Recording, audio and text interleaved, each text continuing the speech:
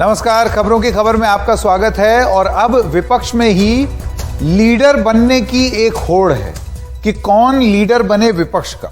सामूहिक विपक्ष का लीडर चुनने में होड़ क्या पहुंचा सकती है चुनावी नुकसान इसी विपक्ष को। अंग्रेजी में इस कॉन्सेप्ट को कहा जाता है इंडेक्स ऑफ ऑपोजिशन यूनिटी। अब वो तो दिख नहीं रही है, क्या वो इतनी जरूरी है? एक सवाल यह भी हो सकता है कि क्यों जरूरी हो, सब अपना अपना लड़ें, जो बलवान है वो जीते। लेकिन जब आपस में ही काट मार शुरू हो जाएगी तब उसका नुकसान किसका होगा और फायदा किसका होगा, यह एक बड़ी बात है। लेकिन ग्रो करना या बढ़ना, यह कहां तक गलत है? तो आइए सबसे पहले इस कार्यक्रम में, खबरों की खबर में, हम आपको बताएं ममता और कांग्रेस के खटास की क्रोनोलॉजी। ये खटास की क्रोनोलॉजी क्या है वो जरा आप जान लीजिए। पिछले साल तक कांग्रेस और ममता के रिश्ते ठीक थे, यानी कि कांग्रेस पार्टी और तृणमूल कांग्रेस, यानी कि सोनिया गांधी और ममता बनर्जी के रिश्ते ठीक ठाक थे, बहुत अच्छे थे, बहुत मिलनसार ढंग से मिलते थे। पश्चिम बंगाल में तृणमूल कांग्रेस की भारी जीत के बाद थोड़ी सी दूरियां बढ़नी शुरू हुई। हालांकि उसके बाद भी आप देखिए, ये मीटिंग हुई, सोनिया गांधी और ममता बनर्जी आखिरी बार जुलाई में मिली। अब ये मीटिंग तभी हुई जब ममता बनर्जी जीत चुकी थी।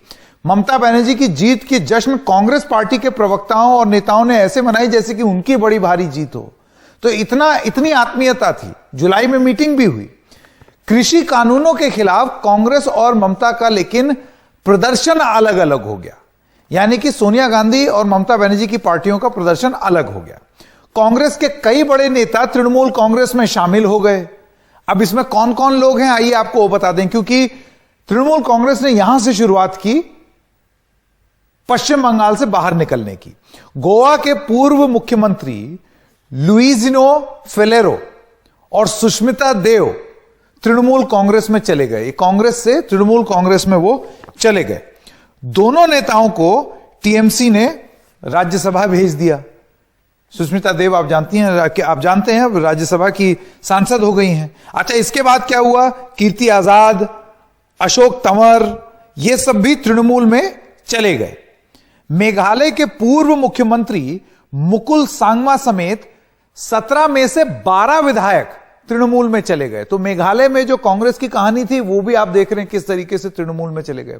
24 नवंबर को दिल्ली में सोनिया से हर बार मिलना जरूरी नहीं है, यह बयान दे दिया ममता बनर्जी ने। ये कब? जब वो यहां आई थी और प्रधानमंत्री से भी मिली और लोगों से मिली और ये सब भर्ती जब करवा रही थी, उसमें वो सोनिया गांधी से नहीं मिली। और जब उनसे पूछा गया तो उन्होंने कहा मिलना जरूरी नहीं है। शीत सत्र से पहले कांग्रेस की अगुवाई में विपक्ष की बैठक हुई जिसमें तृणमूल कांग्रेस जो है वो गैर हाजिर रही, वो उसमें शामिल नहीं हुए। अब ममता बनर्जी ने कहा है कि यूपीए क्या है, अब कहां है यूपीए। तो कल उन्होंने यूपीए के अस्तित्व पर ही सवाल उठा दिया। बाद में अब वो कुछ एक्सप्लेन करने की कोशिश कर रहे हैं, लेकिन वो तो हो गया जो होना था। जो ज्यादा समय विदेश में रहेगा वो राजनीति क्या करेगा, अब ये सीधी सीधी टिप्पणी राहुल गांधी के लिए ममता बनर्जी द्वारा। तो ये जो पूरी लड़ाई अभी चल रही है वो ये है कि विपक्ष का नेता कौन होगा। आइए अब चलते हैं सीधा अपने मेहमानों के पास। हमारे पास शाकिर अली नेता हैं तृणमूल कांग्रेस के और प्रणव झा प्रवक्ता हैं कांग्रेस पार्टी के। मैं प्रणव जी पहले आपसे शुरू करना चाहता हूं। देखिए, अगर कोई राजनीतिक दल विस्तारवाद में विश्वास रखता है, विस्तार करना चाहता है, फिर चाहे वो विपक्ष में ही क्यों ना हो, तो इसमें गलत क्या है?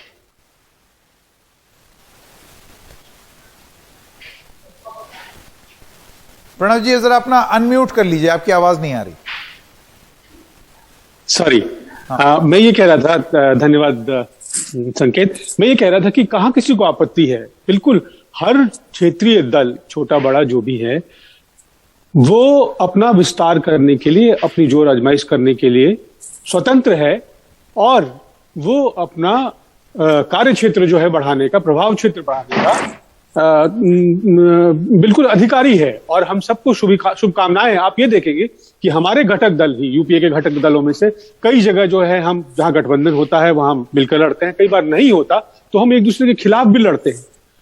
ये जरूर है कि इस देश में धुरी बना हुआ है विपक्ष वर्सेस सरकार का, जिसमें यह है कि कौन जो है वो लोकतांत्रिक परंपराओं में विश्वास करता है। इस समय जो देश है वो भाजपा आरएसएस एक तरफ है, उनके घटक दल है, उनका अलग तौर तरीका है, और एक वो भाग है जिसको कि विपक्ष कहते हैं, लीडर ऑफ ऑपोजिशन कांग्रेस बड़े विधान संसदीय दल के रूप में जो है, जिसको एक संवैधानिक वो मिला हुआ है, पहचान मिला हुआ है, और उसके इर्द गिर्द जो है बाकी दल जो है वो जो हमेशा दुख सुख में साथ होते हैं, वो उनके साथ हम लड़ते हैं। सवाल ये है कि तय करना होगा ममता जी कि वो किससे लड़ रही है। क्या अगर वो बंगाल में भाजपा से लड़ रही है तो क्या केंद्र में वो भाजपा से लड़ रही है, या वैसी ताकतें जो कि भाजपा के विरोध लगातार लड़ती रही हैं और आज से नहीं लड़ रही हैं, वो तब से लड़ रही हैं जब से इन पार्टियों का अस्तित्व है, क्योंकि इन पार्टियों का संविधान में विश्वास नहीं था, ये कभी तिरंगा में विश्वास नहीं करते थे, अलग अलग सब हम यात्राएं करते आए। देखिए, दूसरी बात मैं आपसे ये जानना, आज जब तृणमूल कांग्रेस अपनी बात रख रही है तो उनका ये कहना है कि आपके पास बहुत मौके थे अपने आप को साबित करने के और लड़ करके राजनीतिक वर्चस्व कायम करने के, लेकिन आप एक के बाद एक चुनाव हारते चले गए और जमीन भारतीय जनता पार्टी को देते चले गए। तो कम से कम किसी को तो विपक्ष की वो भूमिका निभानी पड़ेगी। संकेत मतलब कुछ दलील हो तो इस बात को भी माना जाए। ये बताए ना कि उनके पदचिन्ह कहां कहां है, और क्या अगले 5 साल में ये पदचिन्ह बना लेंगे? और बना ले, उनको शुभकामनाएं। लेकिन कहने का तात्पर्य यह है कि गोवा, जहां कांग्रेस विपक्ष में सीधा जो है भाजपा को हराने के लिए तैयार है, उत्तराखंड जहां अगर भाजपा हारती है तो कांग्रेस की सरकार काबू होगी, किसको मजबूत कर रही है? वो तर्क दे चुके हैं प्रणव जी। उनका यह कहना है कि गोवा में आपकी अच्छी खासी सरकार बननी थी लेकिन आपने गंवा दी, तो मध्य प्रदेश में आपने सरकार गंवा दी। ये सवाल गंवा नहीं दी, वो फिर सारी है सरकारें। अभी जो उपचुनाव के परिणाम आए हैं वो बता रहे हैं कि ऊंट किस कर बैठेगा। अभी जो माहौल है देश में, अभी जिस तरह से कांग्रेस लड़ रही है जमीन पर, रैलियां हो रही हैं, उत्तर प्रदेश में देख रहे हैं हमारे नेता लड़ रहे हैं, वो तय करेगा कि आगे इस दिशा दशा क्या होगी। बात यह है कि जो मोरल पोस्चरिंग कर रही है तृणमूल, क्या उसकी वो अधिकारी है? आप मुझे ये बताइए। एक शाकिर अली के पास मैं आना चाहता हूं, उसके बाद मैं वापस आऊंगा, और उससे पहले एक कू ऐप पर एक सवाल ले लें।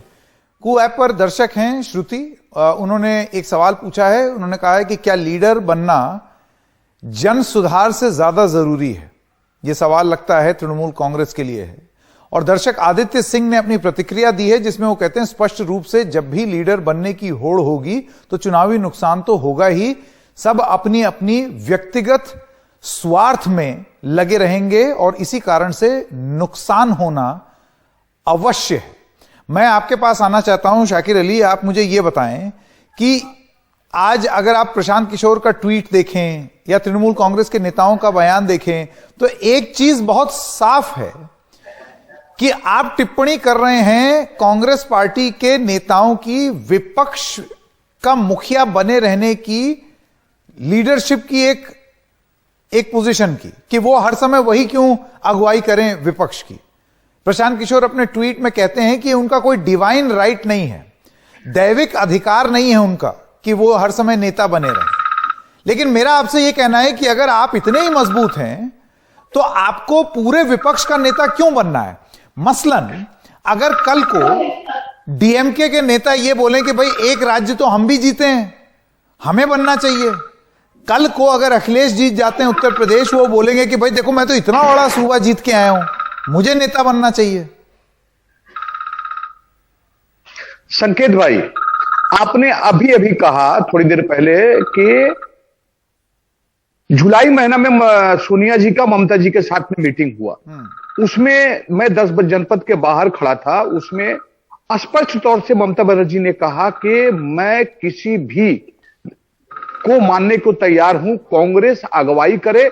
और बहुत सारे लीडरों का उन्होंने नाम बताया, केजरीवाल साहब का नाम बताया, शरद पवार का नाम बताया, और उनके साथ साथ देवी गौड़ा का भी नाम बताया, नीतीश कुमार का भी नाम बताया कि कोई आके अगुवाई करे। देखिए, थोड़ा सा आपको जरूर पीछे हम थोड़ा ले जाना चाहते हैं कि ये कांग्रेस के अभी Shrimati Sonia Gandhi ji working acting president है, उन्होंने चार्ज संभाला कि राहुल गांधी का हटने के बाद कौन बनेगा, उन्होंने चार्ज संभाला। देखिए, हमारे कहने का मतलब है कि वो जब चार्ज संभाल रखी है, क्यों रखी है कि ये जो है गांधी परिवार से प्रेसिडेंटशिप दूसरे को दिया जाए या दिया, इनके अंदर भी ये इस तरह की बातें उठ रही है। लेकिन संकेत भाई, मेरा जो मूल बात कहना है वो एक शब्द में मैं कहूंगा कि एक बेटा के लिए कांग्रेस को अगर सोनिया गांधी खत्म करना चाहती है तो खत्म करे, लेकिन हम लोग विपक्ष के तौर पर जो हमारे साथ 2021 में विधानसभा वोट में हुआ है, आज बंगाल में कांग्रेस 0 हो गई और 72 बीजेपी ऑपोजिशन लीडर हो गई, इसका सबसे बड़ा कौन है कारण, इसके पीछे कौन है? तो इसका मतलब इस तरह नहीं, मेरा बस एक ही सवाल है आपसे शाकिर साहब, और वो सवाल यही है कि विपक्ष का नेता कौन बने। ये एक बहुत बड़ा सवाल अब क्यों बन रहा है, जब जुलाई में ममता बनर्जी ने कहा था कि कोई भी बन जाए। वो बात भी कांग्रेस पार्टी से पूछी जाएगी कि ऐसा क्यों है प्रणव जी कि कांग्रेस ये मान बैठी है कि वही विपक्ष है और सब लोग उसके इर्द गिर्द आए। ठीक है, विपक्ष में सबसे ज्यादा सांसद आपके हैं, लेकिन लड़ने की शक्ति देखते हुए क्या एक प्रैक्टिकल कॉल नहीं ली जा सकती विपक्ष में? जहां आप नहीं लड़ सकते हैं वहां किसी और को लड़ने दीजिए, संकेत सहयोग दीजिए। जी, मुझसे यह सवाल है, सवाल का उत्तर आपको पता है भारत के संविधान में, राजनीतिक परंपरा में, कि जो सबसे बड़ा सांसदीय दल होता है, विधायक दल होता है, नेता वही बनता है। कांग्रेस, ये जो नेता प्रतिपक्ष का जो मुकुट है, बाजार में नहीं बिकता, कीमत नहीं लगती इसकी। ये कौन देता है?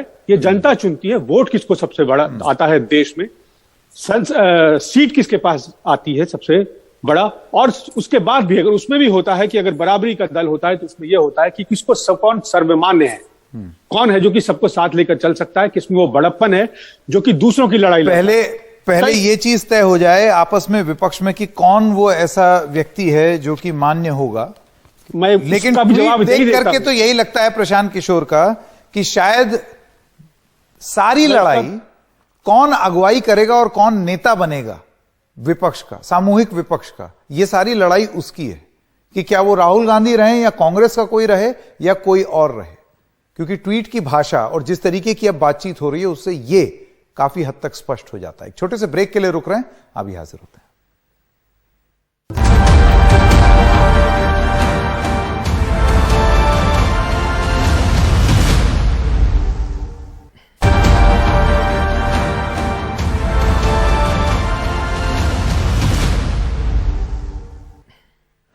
और एनडीटीवी को डिजिटल रूप से चलाने वाली कंपनी एनडीटीवी कन्वर्जेंस ने दुनिया के सबसे बड़े कंटेंट डिस्कवरी प्लेटफॉर्म टबूला के साथ एक ऐतिहासिक एडवर्टाइजिंग डील की है। यह डील 10 सालों के लिए है और इससे एनडीटीवी कन्वर्जेंस को 750 करोड़ रुपए का राजस्व मिल सकता है, जो कंपनी को सौंपे गए लक्ष्यों को पूरा करने पर निर्भर करता है। यह डील एशिया और प्रशांत महासागर क्षेत्र के लिए अब तक के सबसे बड़े विज्ञापन सौदों में से एक है और हम अपने ऑनलाइन दर्शकों को उनकी खबर पर भरोसा करने के लिए धन्यवाद देना चाहते हैं।